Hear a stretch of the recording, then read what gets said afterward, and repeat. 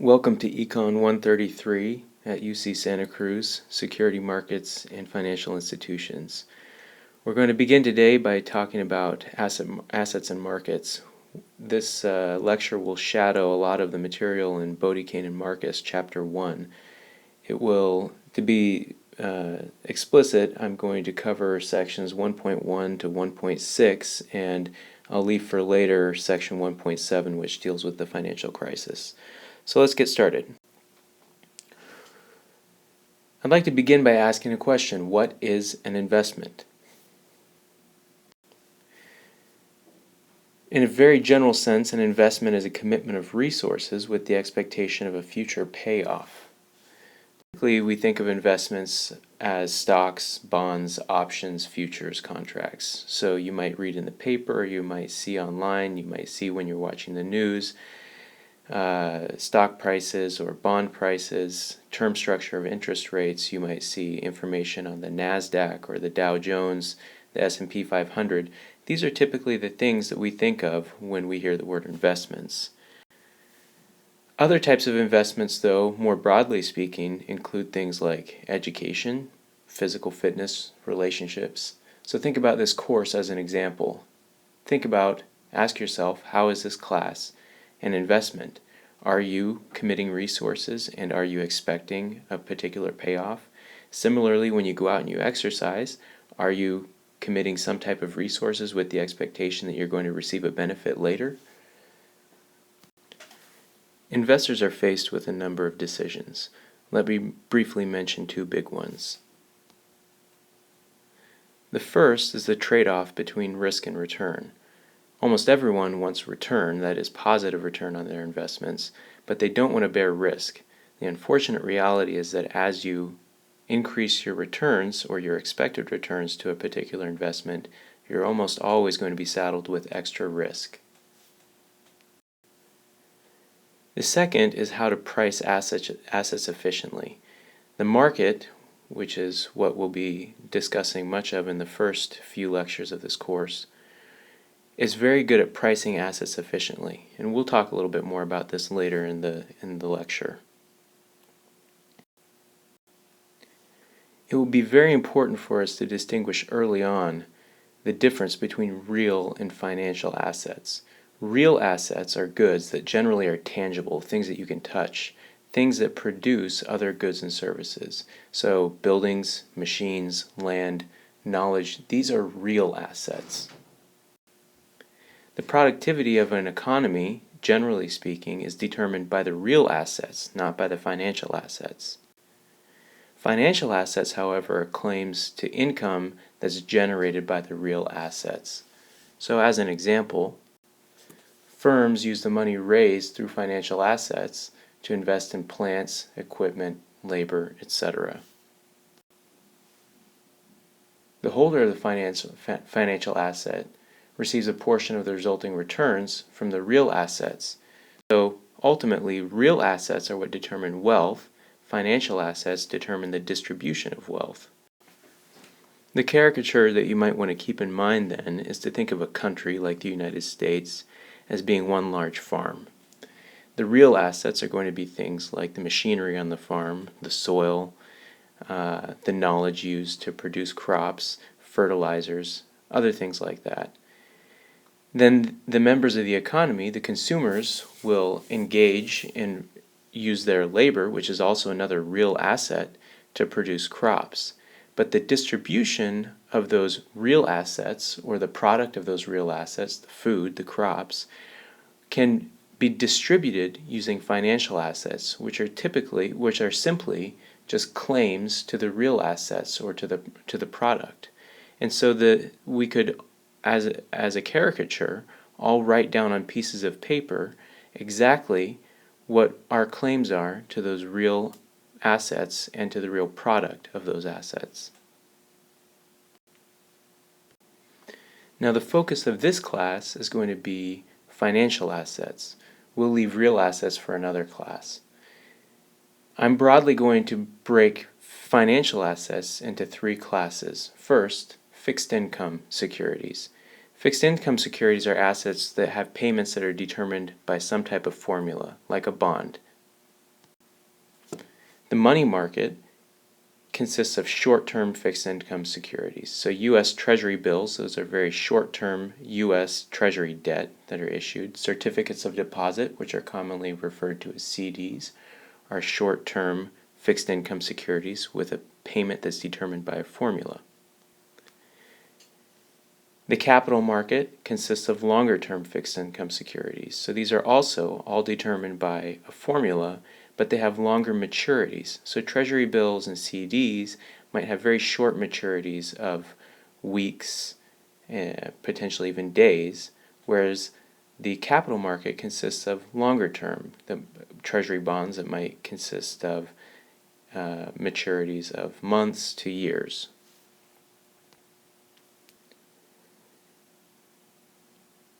Although fixed income securities are determined mathematically, so they're just some formulas determining their payments, that doesn't mean that they're devoid of risk. So there's still some type of risk that we'll discuss later in this course. But keep in mind that there's risks such as interest rate risk, and there's also default risk. What if a company which issues commercial paper, if you were to buy that paper, if that company suddenly defaulted because they lost all of their profits and weren't able to honor their debts, you might not receive your payments. Now, longer term fixed income securities tend to be more risky than their shorter term counterparts. And the reason for this is that the companies or the governments that issue the fixed income securities are more likely to default over a longer period of time. Now, the second class of assets, broadly speaking, is going to be equity, which is we often think of as a stock. We refer to it as a stock, which is an ownership claim in a particular firm. So an equity holder receives a prorated share of the real assets of a firm. So if we go back to the farm example, if there are 100 shares of equity that are attributed to the farm, each share would receive 1/100th of all produce of the farm. And if you own 10 of those shares, then you are entitled to 10% of all produce that's produced at the farm. Typically, we refer to the payoffs given to the holder of equity as dividends. But in reality, it's possible and even very common for equity holders to not receive dividends. It depends on the strategy of a firm. If the firm chooses to take all profits and reinvest them into the firm, then it issues no dividends. So really, dividends are only the portion of the profits that are not reinvested back into the firm. Now, you should already sense that equity is more risky than fixed income securities because its return is not guaranteed. It's tied directly to the well-being of the firm. So, whereas there is some risk borne by fixed income securities, if you hold that, you do expect a particular precise payoff determined by a mathematical equation. But equity is just an ownership claim, and if the firm does better, then you might receive a large dividend and the price of your asset might appreciate. You can sell it for a lot of money later. But if the firm does poorly, you might receive no or little dividends and the price might not appreciate. It might even fall, in which case if you need to sell that security later, you might lose money. The third broad class of financial assets that I'll mention are derivatives. So derivatives are assets whose payoffs are determined by another, which we refer to as the underlying asset. Options are one of the most common examples and potentially the most heard of example. Options are assets that allow the holder the option to buy or sell an asset at a pre-specified price at a future date. So we often refer to the pre-specified price as the strike price. So for example, let's say you want to buy Apple stock. At the moment of this recording, I've looked on Google Finance. Apple stock is currently trading for $523.28. Now let's say I believe that the price is going to rise and somebody else believes that it's not going to. Well, I might buy from them the option to purchase the asset later at, say, $523, which is its current price, believing that it will rise before I have to buy it. If that's the case, if the asset price does in fact go up, then I'll be making money. I'll be able to later, let's say I agree to a contract where I can purchase the asset, the Apple shares, for $523 1 month from today. If Apple is appreciated 1 month from today to $550, then I'll have made $27 on each share that I purchase in the contract. However, if the price falls, I'm covered in the sense that I am not obligated to buy the underlying asset. So this is why it's referred to as an option. I have the option to buy it at the strike price if I want, but if that strike price is not beneficial to me at the contract date, then I won't purchase the asset and I'll just let the option go unused. Futures are contracts similar to options, except that they require me to pay the price, the pre-specified price at the future date. They don't allow me the option to choose whether or not I want to pay that. So a futures contract is a binding price. So these assets are referred to as derivatives because their value derives from the value of the underlying asset. Most commonly, derivatives are used for hedging, which is another word for insurance, essentially, to protect yourself from some type of exposure. But sometimes they're used for speculation. As an example, let's say that you're a chocolate producer and that you have to buy large amounts of cacao from month to month. To protect yourself against price fluctuations in the market price of cacao, you might engage in a futures contract now that will lock in a price for later. The actual price of cacao may go up or down, but regardless of whether or not it's beneficial in the end, you'll have locked in a certain price for yourself, one that you know that you can afford. That would be an example of hedging yourself against price fluctuations. However, on the flip side, one could take a speculative bet in the market of cacao by purchasing futures, depending on what one's views are if the price is going to rise or fall.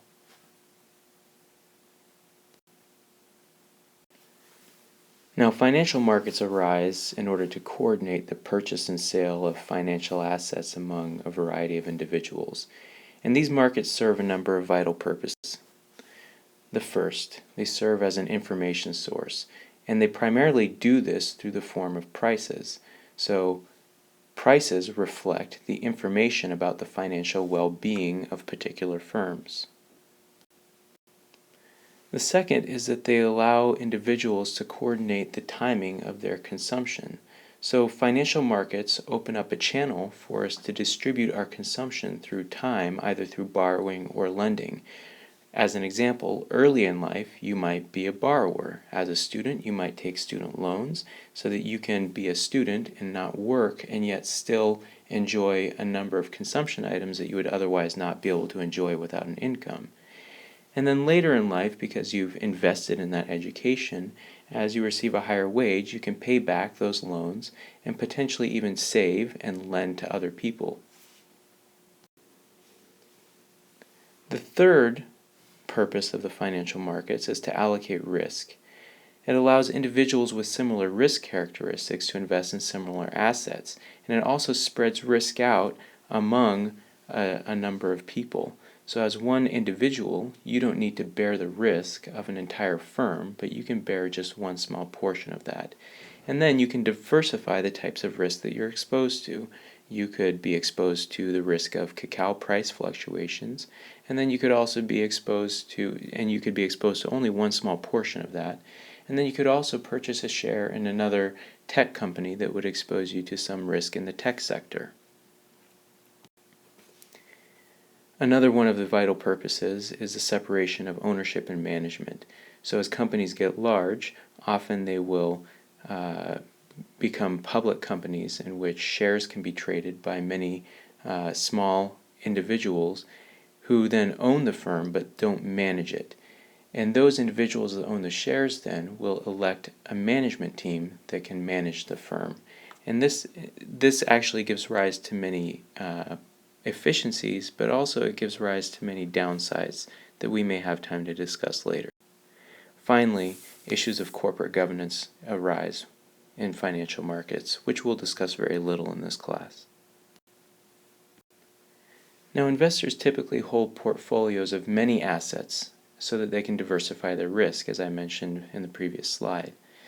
I'm going to categorize the investment process and how to construct a portfolio by three broad steps. The first is broad allocation, dividing resources among different asset classes such as bonds, stocks, and derivatives. The second is within an asset class, learning how to value the assets. So this is going to be a lot of the focus of this class, using mathematical techniques and models to determine the values of assets given the current state of the economy. And then finally, we'll also learn optimization techniques in this class. Once we've decided what the relative valuations of the differing assets are within a class, we need to choose which ones to buy, which ones to sell if we already hold them in our portfolio, and not just which ones to buy and sell, but also how much, which might include zero. Now, I previously mentioned two decisions that are faced by many investors. First, risk-return trade-off. Competitive markets introduce this trade-off for investors so that if there's a wide variation in returns, then there's an implicit price for higher returns, and that is higher risk. So think of two assets that have similar risk characteristics. You can call them asset A and asset B. If they're just as risky as one another, and if asset A has a higher return, or a higher expected return, then everybody in the market will rush to buy asset A instead of asset B, because for the same amount of risk, it's actually offering a higher expected return. But what this will do is it will put pressure on the price. As everybody collectively starts to buy the asset, the price of the asset will rise, which means that its return will fall, the return being the difference between the price today and the price tomorrow. So as the price today rises, it eliminates the differential between the price tomorrow, and the return will fall. And eventually, as enough pressure is placed on the price of this asset, the price will rise just enough to where the return will be commensurate with asset B, which offers the same amount of risk. So exploring this trade-off will be a very important topic in our course. The other aspect of competitive markets that is important is efficiency, which I also previously mentioned.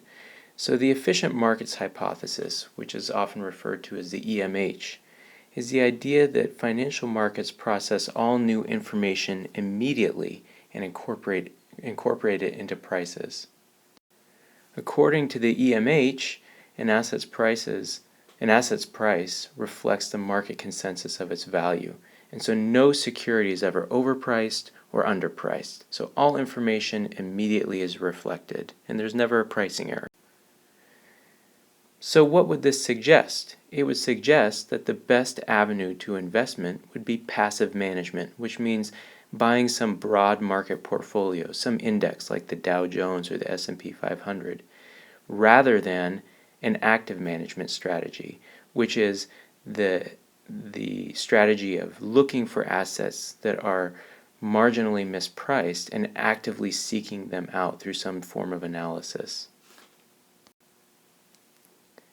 But if you think of that, so if everybody just subscribed to the EMH, to the efficient markets hypothesis, and everybody just selected a broad index like the S&P 500 for passive management, then suddenly, with nobody conducting any type of analysis, opportunities should arrive for profit, for people to find assets that might be more profitable because others are not actually investigating the profit possibilities of those assets.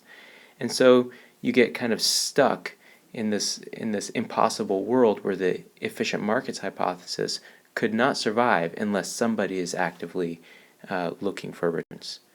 So in reality, markets are really considered to be nearly efficient.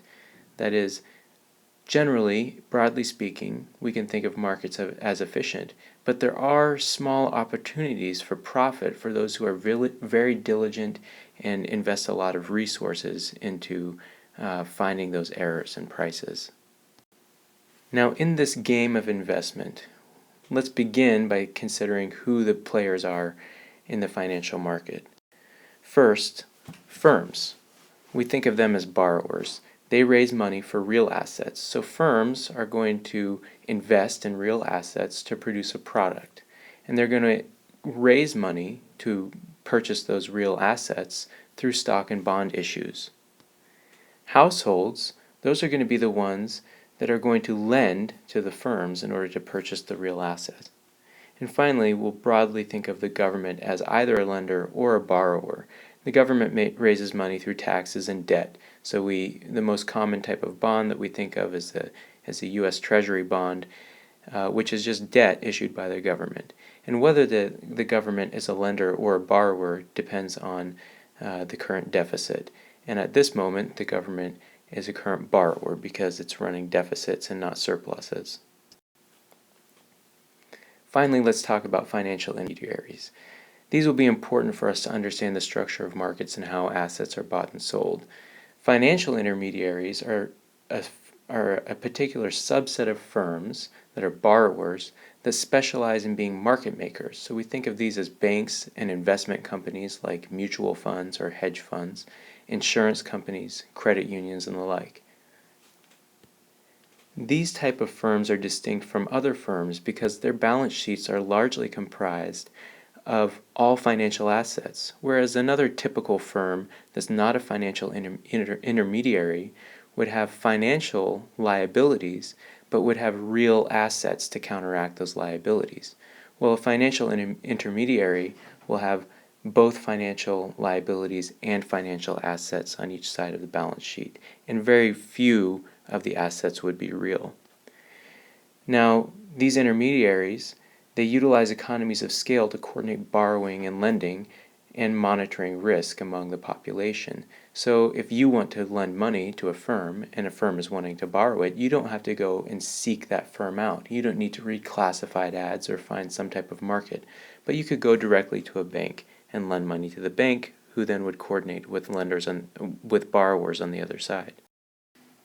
So you immediately see the structure that financial intermediaries typically pool assets from very small individuals to make loans to larger borrowers. And as I mentioned before, think of a bank, which takes deposits from thousands and thousands of small individuals or small companies, and then pools these assets together, these deposits, to make loans to larger companies that want to invest in real assets. The bank earns interest on the spread between the interest rates. So the bank will offer interest to depositors as a return to their loan, but they will also charge a higher interest rate to the firms to which they make those loans. And the difference, called the spread in between those two interest rates, is what the bank earns as a commission. You can also think of a mutual fund, which reduces brokerage fees per capita or by individual by pooling assets of individuals to invest in large quantities of other financial assets. So where if you started a margin account with some E-Trade company, you might have to pay for each transaction that as you make changes to your portfolio. These transaction costs as you trade shares of equities or bonds can become prohibitive to you actually trading your portfolio. The mutual fund, on the other hand, will pool together many other individuals like you and will then make trades and evade many of these fixed costs per trade and spread them out, that is, among all the other investors in the fund.